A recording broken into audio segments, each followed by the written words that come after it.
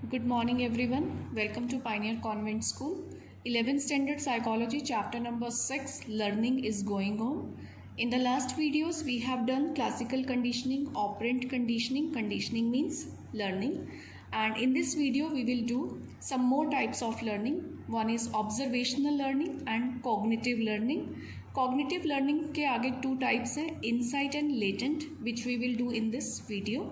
So let's start with observational. Observational learning theory was given by Albert Bandura.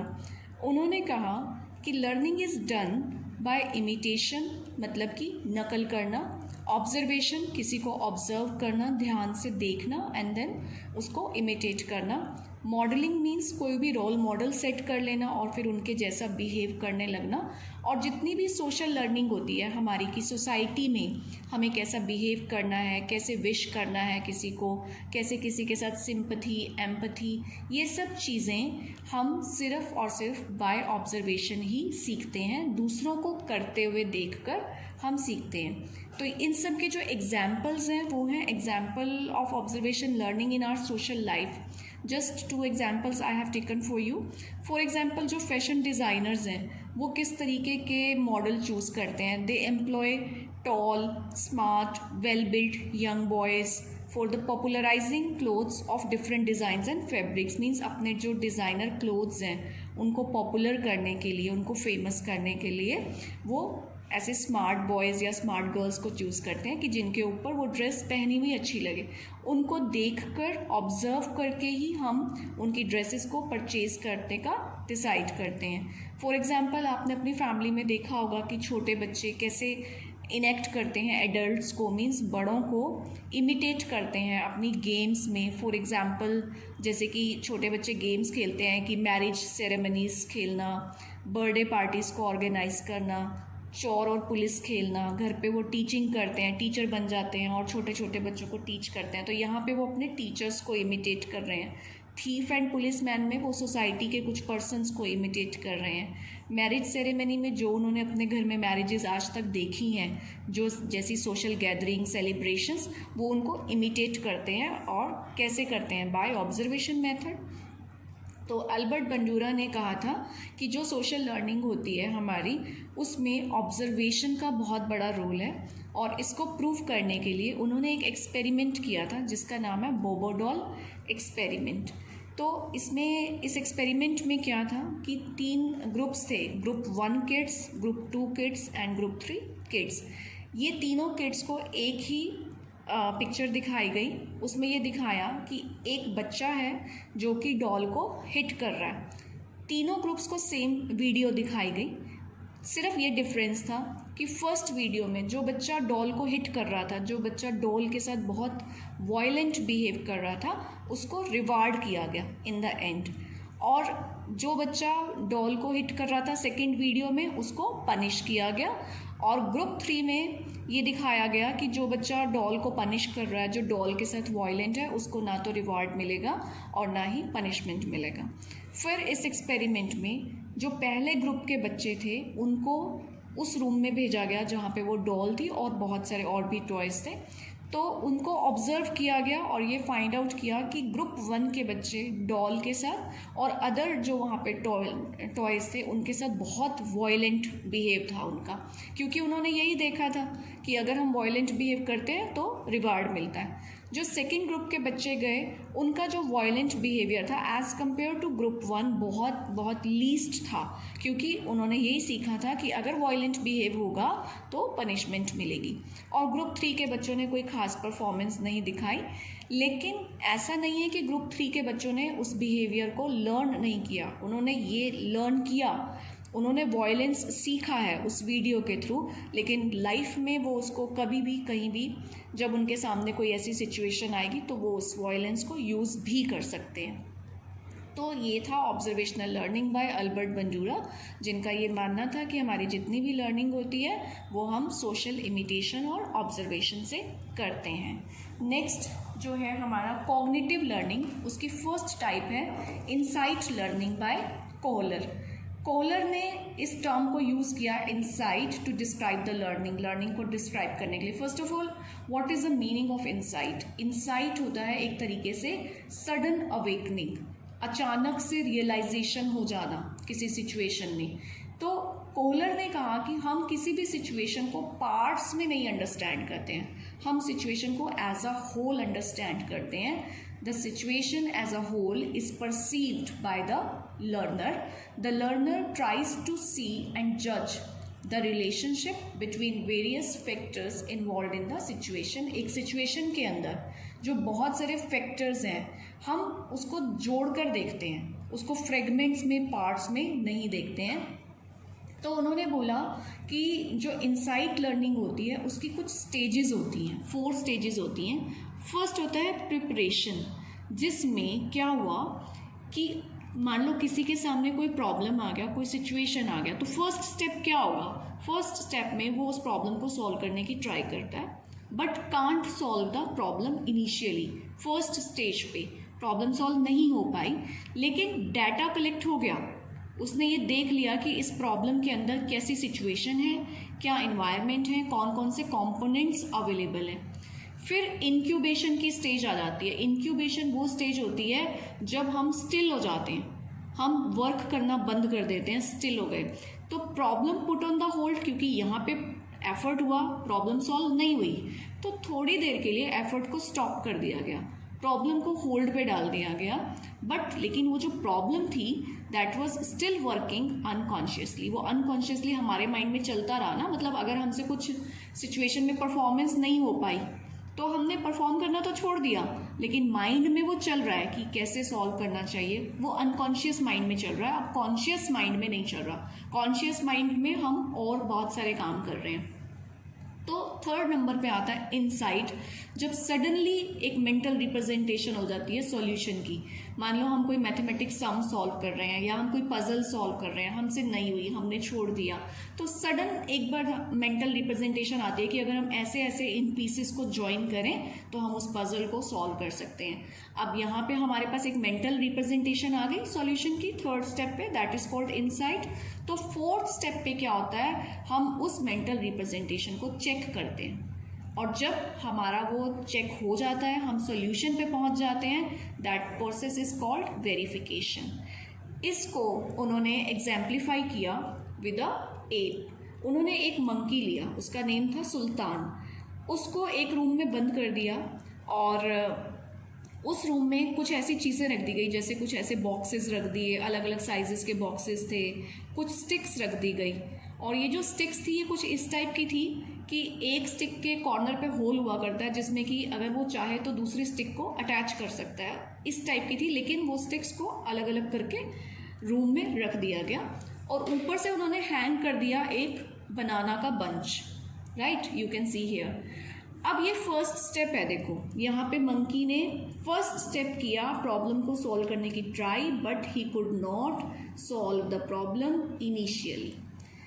फिर second number पे वो एक corner पे जाके बैठ गया और उस रूम में जितनी भी चीज़ें पड़ी थी, जितने भी कंपोनेंट्स अवेलेबल थे, उनको देखने लगा और उनके बीच में रिलेशनशिप बनाने की ट्राई कर रहा था. थर्ड स्टेप पे उसने ये देख लिया कि अगर इन बॉक्सेस को मैं एक के ऊपर एक रखूं तो I can reach the bananas, और उसने वो बनानास वहाँ से ले लिए. कोहलर का ये जो एक्सपेरिमेंट था ये बहुत ही वास्ट एक्सपेरिमेंट था. उन्होंने धीरे धीरे इसको और टफ किया, बनाना की हाइट बढ़ा दी. तो मंकी ने क्या किया, इसने बॉक्सेस के नंबर बढ़ा दिए, बट एनी हाउ उसने सीख लिया था. तो अब वो यहाँ क्या कर रहा था, वो रिपीट कर रहा था जो उसने सीखा. पहले उसने 2 बॉक्सेस के थ्रू गेन किया, फिर 3 बॉक्सेस के थ्रू गेन किया, फिर जब बनाना को और ऊपर कर दिया गया तो मंकी ने क्या किया, उन स्टिक्स को यूज़ किया उस बनाना को गेन करने के लिए. तो ये होती है इंसाइटफुल लर्निंग. इसमें जो सॉल्यूशन होता है वो एकदम इनिशियली नहीं मिलता आपको सोचना पड़ता है, जितनी चीज़ें अवेलेबल हैं उसको न्यू वे में परसीव करना पड़ता है, and then you get the solution. So what are the characteristics of insight? See, इसमें इस लर्निंग में जो इंसाइट होती है दैट इज सडन, मीन्स अचानक से आपको उसका सॉल्यूशन समझ में आने लगता है.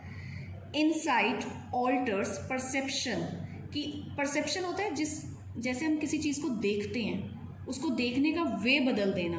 तो इनसाइट में जो चीज़ों को देखने का हमारा एक वे होता है वो चेंज हो जाता है। Alter means change. So old objects जो होते हैं they appear in new patterns and organization by virtue of insight. Virtue of insight means insight की वजह से जो ओल्ड ऑब्जेक्ट्स हैं वो हमें नए पैटर्न में समझ आने लग जाते हैं। फॉर एग्जाम्पल, ये जो बॉक्सेस हैं इनका काम क्या होता है कि बॉक्सेस होते हैं टू कैरी द थिंग्स, कि इनके अंदर कुछ चीज़ों को रख दिया जाए। लेकिन जब इंसाइट हुई सुल्तान को, तो सुल्तान ने इन बॉक्सेस को एक नए वे में देखा।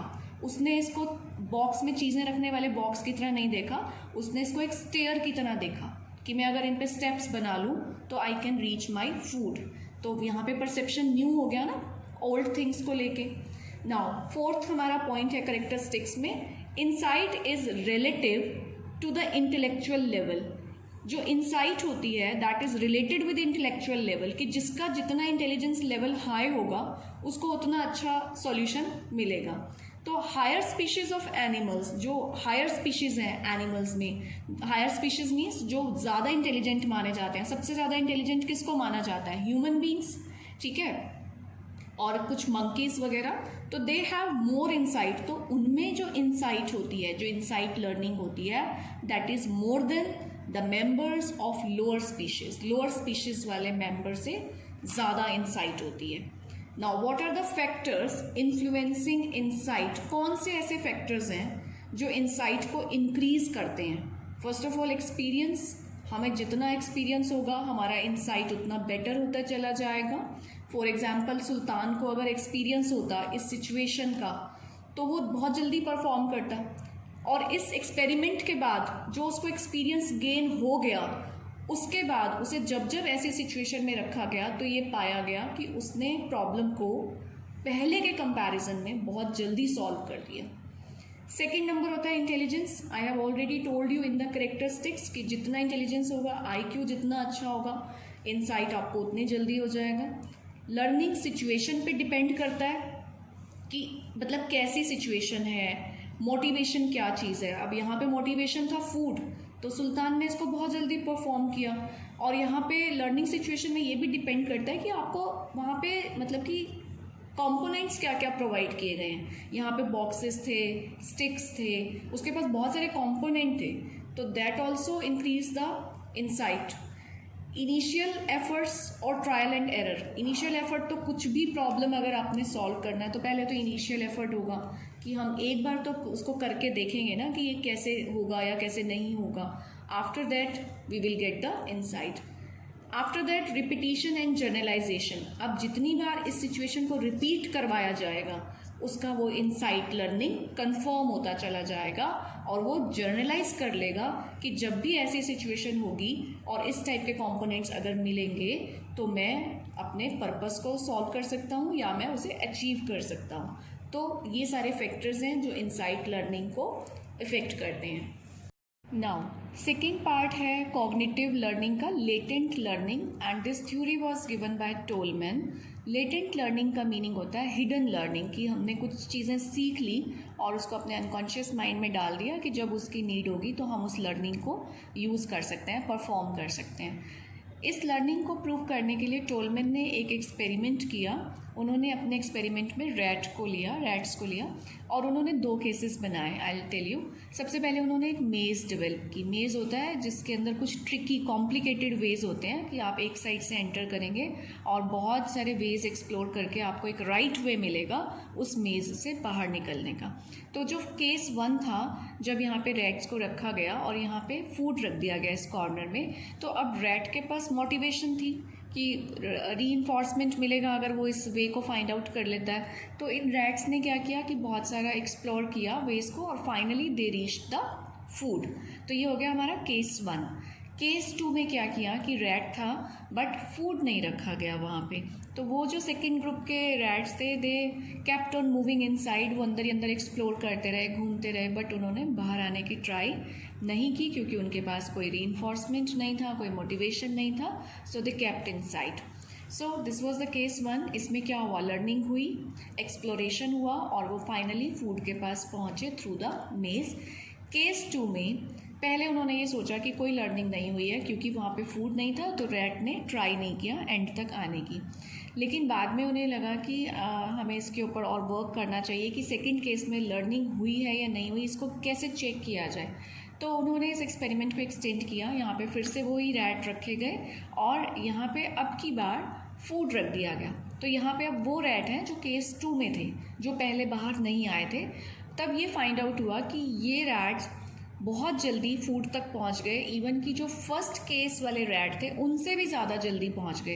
तो इट मीन्स जब रैट अंदर एक्सप्लोर कर रहे थे तो उन्होंने अपने माइंड में एक कॉग्निटिव मैप डेवलप कर लिया था, और जब वहाँ फूड रखा गया तो rat reached faster than the earlier one, वो पहले वाले ग्रुप से भी फास्ट वहाँ पे पहुँच गए। तो ये हमारी 3 टाइप की लर्निंग हो गई है आज, जिसमें हमने किया observational learning, then cognitive learning में हमने किया insight learning and latent learning. और हम तीनों ही तरह की लर्निंग को अपनी लाइफ में यूज़ करते रहते हैं। फॉर एग्जांपल ऑब्जर्वेशनल लर्निंग हम यूज़ करते हैं जैसे हम जब सोशल लर्निंग होती है, जब हम लैंग्वेज लर्न करते हैं या बिहेवियर लर्न करते हैं, तो वो बाय इमिटेशन करते हैं। और उसके बाद हम इनसाइट लर्निंग को भी यूज़ करते हैं जब हम किसी क्रिटिकल प्रॉब्लम को सॉल्व कर रहे हैं, कोई कॉम्प्लिकेटेड पजल को सॉल्व कर रहे हैं या कुछ कॉम्प्लिकेटेड सिचुएशन में है।